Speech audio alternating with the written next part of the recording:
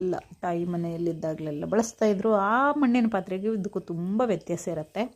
ಈಗ ಮಾರೋರು ಹೇಳ್ತಾರೆ, ನಮ್ಮ ಸಿಟಿಯಲ್ಲಿ ಇರುವವರು, ಇದನ್ನು ರೆಡ್ ಕಲರು ಕೇರಳ ಪ್ರಾಡಕ್ಟ್ ಆಗಿದೆ ಅಂತ ಹೇಳ್ತಾರೆ. ಕೇರಳದಿಂದ ಇಂಪೋರ್ಟ್ ಮಾಡ್ಕೊಳ್ತಾರಂತೆ.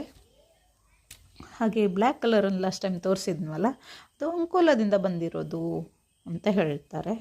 ಹೇಗೆ ಇದ್ದರೂ ತುಂಬ ಸ್ಟ್ರಾಂಗಾಗಿ ಬರುತ್ತೆ, ತುಂಬ ಬ್ಯೂಟಿಫುಲ್ ಕೂಡ ಆಗಿರುತ್ತೆ ಇದು. ಈ ಪ್ರೊಸೆಸನ್ನು ಮುಗಿಸಿದೆ. ಹಾಗೆ 2 ಡೇಸ್ ನೆನೆ ಇಟ್ಟೆ. 2 ಡೇಸ್ ನೆನೆ ಇಟ್ಟು ನಾನು ಫ್ರೀ ಆದಾಗ ಎತ್ತಿಡೋದಾಯಿತು. ಆದರೂ ಲಾಂಗ್ ಟೈಮ್ ನೆನೆಸಿಡೋದ್ರಿಂದ ಪ್ರಾಬ್ಲಮ್ ಏನೂ ಇಲ್ಲ, ತುಂಬ ಚೆನ್ನಾಗಿ ಬರುತ್ತೆ ಅಂತ ಯಾರು ಮಾರುವರು ಹೇಳಿದ್ರು. ಹಾಗಾಗಿ 24 ಅವರ್ಸ್ ಹೋಗಿ 34 ಅವರ್ಸ್ ಆಯಿತು, ಆದರೂ ಪ್ರಾಬ್ಲಮ್ ಇಲ್ಲ. ಹಾಗೆ ಅದರಲ್ಲಿ ಒಂದು ಕಪ್ಪು, ಹಿಡಿಕೆ ಇರುವಂತಹ ಕಪ್ಪು ತೋರಿಸಿದ್ನಲ್ಲ, ಅದಕ್ಕೆ ಮಾತ್ರ ನಾನು ಎಣ್ಣೆ ಸವರಿಸ್ಕೊಂಡೆ. ಅವರು ಹೇಳಿದ್ದು ಹಾಗೆ, ಅದು ಆನ್ಲೈನಲ್ಲಿ ಸಿಗುತ್ತಲ್ಲ ಆ ಥರ ಮಟೀರಿಯಲ್.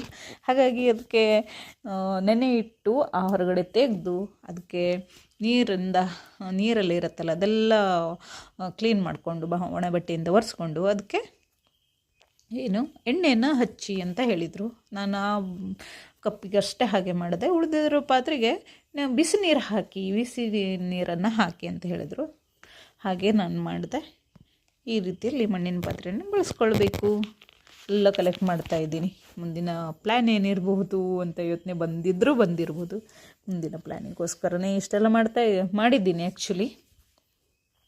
ನೋಡೋಣ, ಸಕ್ಸಸ್ ಆದರೆ ಲಕ್ಕಿ, ಇಲ್ಲ ಅಂದರೆ ಏನು ಹೇಳೋದು, ಮಾಡ್ಕೊಳ್ತಾ ಹೋಗೋದು. ಹೆಲ್ತಿಗಂತೂ ತುಂಬ ಹೆಲ್ದಿ.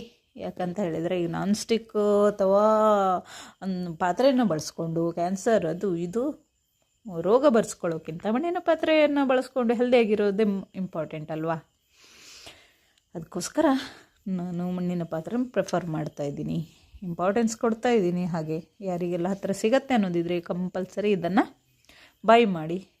ಯಾಕಂತ ಹೇಳಿದರೆ ಎಲ್ಲ ರೀತಿಯಲ್ಲಿ ಬ್ಯೂಟಿಫುಲ್ ಆಗಿರುವಂಥ ಡಿಸೈನ್ಸ್, ಮಾಡರ್ನ್ ಆಗಿರುವಂಥ ಡಿಸೈನ್ಸ್ ಈಗ ಬರ್ತಾ ಇದ್ದಾವೆ. ಪ್ರೈಸು ಕೂಡ ಹಾಗೇ ಇರುತ್ತೆ ಅದರದ್ದು.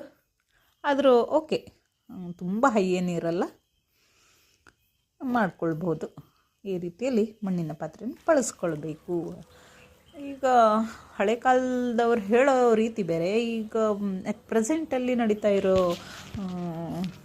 ಪ್ರಾಸೆಸನ್ನು ಹೇಳೋದು ಬೇರೆ ರೀತಿ ಇರುತ್ತೆ. ಹಾಗಾಗಿ ಕೇರ್ಫುಲ್ಲಾಗಿ ಯೂಸ್ ಮಾಡಿ, ಹೆಲ್ದಿಯಾಗಿರಿ ಅಂತ ಹೇಳ್ಕೊಳ್ತಾ, ಯಾರಿಗೆಲ್ಲ ಈ ವಿಡಿಯೋ ಇಷ್ಟ ಆಯಿತು ಒಂದು ಲೈಕ್, ಶೇರ್ ಹಾಗೆ ಸಬ್ಸ್ಕ್ರೈಬ್ ಮಾಡೋದನ್ನು ಮರಿಬೇಡಿ.